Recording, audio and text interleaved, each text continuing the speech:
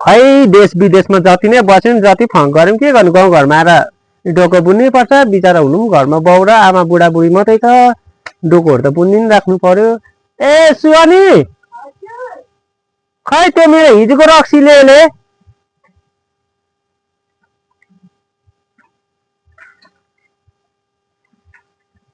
के सालम रक्सी भनेको अब नरिसा न हौ त्यो हिजो ल्याएको थियो उयोले कि त्यही पो हिजो दिन खाएको ओ हेर त के हेर्नु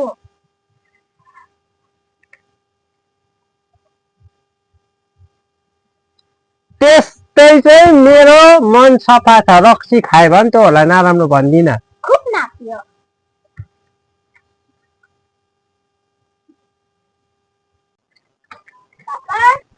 ओइ तपाईको साथी आछ उताबाट ए ला साथी आयो हजुर ला खो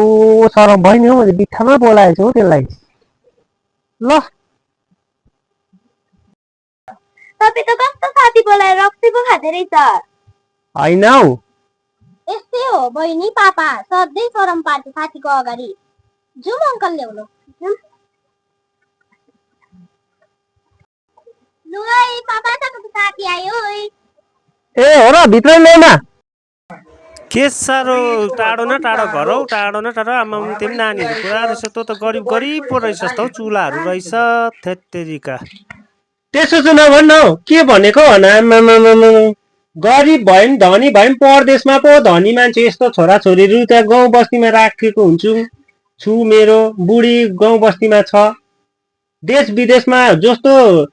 देश त्यस्तै भेष भनेको जस्तै त हो तर यो गाउँघर हो नि त गाउँघर चाहिँ यस्तो औकात चाहिँ मान्छेको यस्तो हुन्छ हामी देश विदेश परदेश गए भए पनि गाउँघरमा चाहिँ यसरी आउनुपर्छ आफ्नो घर चाहिँ यो त्यो भनेको अर्काकोमा पैसा तिरेर बसेको यो भनेको आफ्नो नेचुरल आफ्नो घर यो चुला चौका यो बाउ आमाले पुर्खादेखि चलाएको हो त्यही कारण चाहिँ खिसी नगर्नु देश विदेशमा बसे भए पनि आफ्नो गाउँघर बिर्सिनु हुँदैन तँ पनि त्यस्तो नहो तेरो पनि त बाउ आमा छ होला तँ जति नै धनी भए पनि गाउँघर होला